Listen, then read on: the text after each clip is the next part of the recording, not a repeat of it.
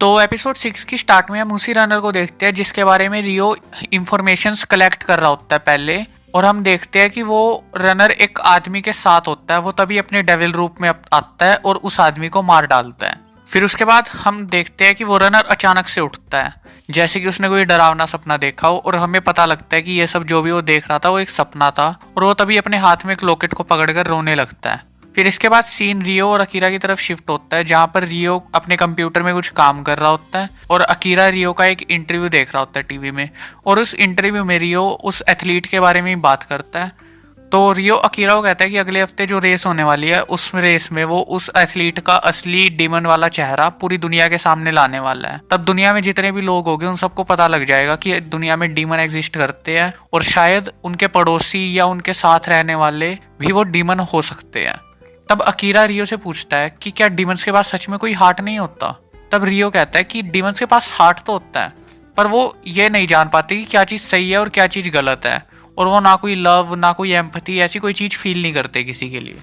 फिर वहाँ पर छोटी सी शीशी में एक ड्रिंक पड़ी होती है जिसे अकीरा पीता है। और जैसे ही वो उसे पीता है उसके कुछ समय बाद ही वो अपने डीमन अवतार में आ जाता है और अपने आप से काबू खो देता है। और वो अकीरा की तरफ अपने पंचिस का अटैक करने लगता है। पर वहां पर एक बुलेट प्रूफ शील्ड थी जो मतलब ट्रांसपेरेंट थी, जिस वजह से अकीरा बच जाता है। और हमें पता लगता है सब एक अकीरा का प्लान ही था अपनी दवाई को टेस्ट करने के लिए। तब रियो अपने प्लान के बारे में बोलता है कि जब वो रेस चल रही होगी तो वो उस एथलीट को ही ड्रिंक पिलाएगा, जिस वजह से वो एथलीट अपने डीवन अवतार में आ जाएगा और ये फुटेज पूरी दुनिया में फैल जाएगी।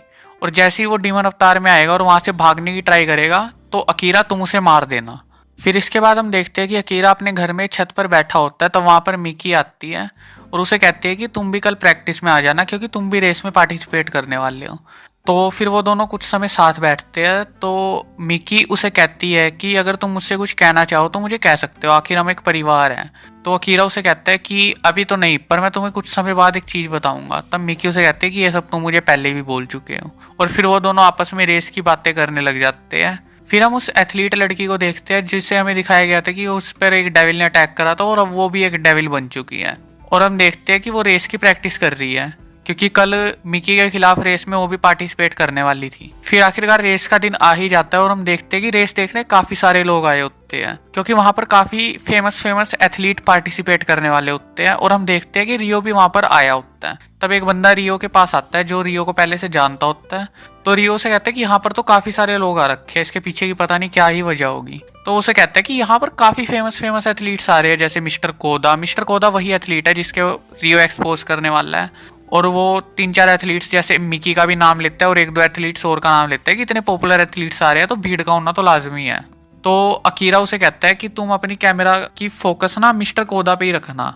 तब यहाँ पर सीन बॉयज के चेंजिंग रूम की तरफ जाता है जहाँ पर अकीरा अपने दोस्तों के साथ होता है और तब वहां पर कोडा भी आता है। उसके बाद हम देखते हैं अकीरा कोदा के पास जाता है और वो रोते रोते उसे बोलता है कि मैंने तुम्हें टीवी पर देखा था, जब तुम एयरपोर्ट पे थे तो तुम रो रहे थे। और ये सुनते ही कोडा काफी अजीब सा बिहेव करने लग जाता है और काफी गुस्सा हो जाता है। फिर अकीरा यही बात उसे दोबारा बोलता है तो कोडा बहुत गुस्से में आकर उस पर एक अटैक कर देता है और अकीरा काफी दूर जाकर गिरता है। तभी वहां पर रियो भी आता है जो कोडा को कहता है कि मैं तुम्हारा काफी बड़ा फैन हूँ। कोडा से अपने आप को इंट्रोड्यूस करवाता है और ये सब बातें करते हैं वो लोग। तभी वहां पर अगला सीन मिको की तरफ शिफ्ट होता है जो गर्ल्स के चेंजिंग रूम में एंटर करती है और वो काफी वियर्ड एक्ट कर रही होती है और काफी डरावनी सी लग रही होती है बाकी लड़कियों को जो वहां खड़ी होती है। तो वो सारी वहां से बाहर भाग जाती है, बस मिकी और मिको वहां पर होती है। वो दोनों आपस में बात कर रहे होते हैं तो मिको मिकी को कहती है कि हम दोनों आपस में एक शर्त लगाते हैं कि ये रेस कौन जीतेगा। तो मिकी उसे कहते हैं कि तो शर्त में हमने रखना क्या है, किस चीज की शर्त लगाए हम लोग। तो मिको कहती है कि हम नाम की शर्त लगाते हैं कि अगर मैं तुमसे रेस जीत गई तो आगे से मैं तुम्हारा नाम यूज करूंगी, मतलब मैं मिकी यूज करूंगी अपने नाम की जगह।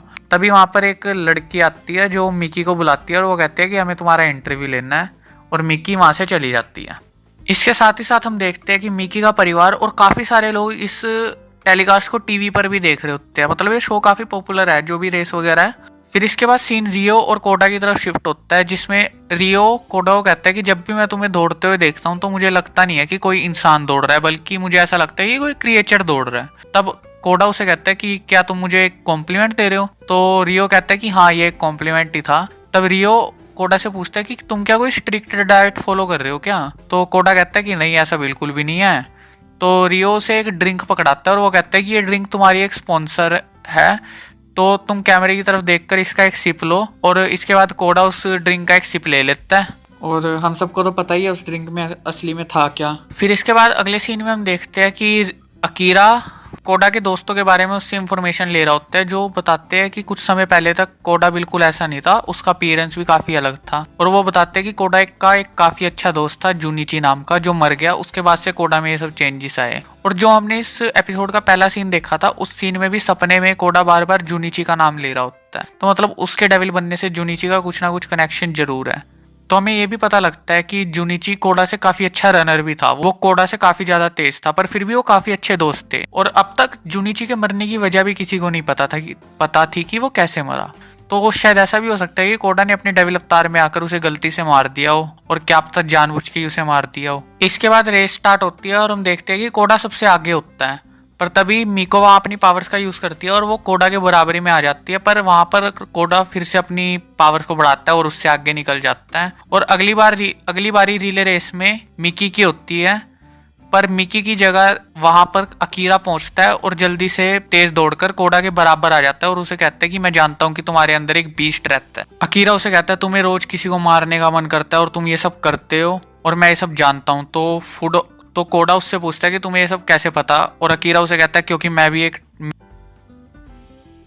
और उसके बाद हम रियो को देखते हैं, जो अपने फोन से कुछ प्रोजेक्शंस ओपन करता है और पूरे स्टेडियम में वो प्रोजेक्शंस चलने लगती है। वो सब देखकर कोडा अपने ऊपर से कंट्रोल खो देता है और अपने D1 अवतार में आ जाता है। और यहाँ पर हमें ये भी पता लगता है कि जब अकीरा वहां पर कोडा के पास गया था और उसे चिढ़ा रहा था या जो भी उसे बोल रहा था, ये सब उनके एक प्लान का हिस्सा था, जिसमें अकीरा को उसकी ड्रिंक चेंज करनी थी। पर वो ऐसा कुछ नहीं करता, तो वो रियो को कहता है कि तुम ये सब कुछ रोक दो, क्योंकि मैंने वो ड्रिंक चेंज नहीं करी थी। तो रियो अकीरा को कहता है कि तुम्हें इस सब की चिंता करने की कोई जरूरत नहीं है, अब ये सब स्टार्ट हो चुका है। इसके बाद कोडा वहां पर अपने डेविल अवतार में आ जाता है और आउट ऑफ कंट्रोल होकर सब पर अटैक करने वाला होता है। वो मिको पर भी अटैक करने वाला होता है, पर वहां से मिकी उसे बचाकर भाग जाती है। तो अकीरा रियो को बोलता है कि जैसा हमने प्लान किया था वो हो गया, अब बस तुम यहाँ से गेट को खोल दो। वो बस यहाँ से भागना चाहता है। फिर इसके बाद हम टीवी पे देखते हैं कि ये सब कुछ लाइव टेलीकास्ट हो रहा होता है, और तब वहां पर रियो भी टीवी पे आता है और सबके सामने रिवील करता है कि ये सब इसलिए हो रहा है क्योंकि कोडा एक डीमन था। और लोग ये सब सुनकर काफी चौंक जाते हैं कि असल में हो क्या रहा है दुनिया में। और इस बात पर कुछ लोग तो यकीन करते हैं, पर कुछ लोग ये सोचते हैं कि ये बस अपनी टीआरपी बढ़ाने के लिए हो रहा है। पर उसके बाद हम एक डीमन के ग्रुप की तरफ देखते हैं, जो ये सब देखकर काफी हैरान हो चुके होते हैं कि उनकी सच्चाई सबके सामने आने वाली है। और वो सब कहते हैं कि ये कोई एक्सीडेंट नहीं था, ये सब किसी की सोची समझी साजिश थी। फिर इसके बाद रियो दोबारा टीवी पर आकर कहता है कि जो लोग सोच रहे हैं कि ये जोक है, तो तुम सब बिल्कुल गलत हो। मैं एक प्रोफेसर हूँ और मैं इसके ऊपर काफी लंबे टाइम से रिसर्च कर रहा था, और अब ये चीज सबके सामने प्रूव भी हो चुकी है। इसके बाद रियो वहां का दरवाजा खोल देता है और वो डेविल वहां से बाहर भाग जाता है। रियो ये भी रिवील करता है टीवी पर कि ये जितने भी डीमंस है सब हमारे बीच में इंसानों का रूप लेकर रह रहे हैं, और हमें अब इनसे बचकर रहना होगा। ये सब देखने के बाद जो गवर्नमेंट भी है वो भी पूरी तरह से हिल चुकी होती है कि असलियत में हुआ क्या है। इसके बारे में किसी को कुछ नहीं पता होता। इसके बाद रियो अपने मन में कहता है कि अकीरा आगे का काम मैं तुम पर छोड़ता हूँ। इसके बाद सीन अकीरा पर शिफ्ट होता है, जो रियो से कॉल में बात कर रहा होता है कि मैंने उस डीमन को मार दिया।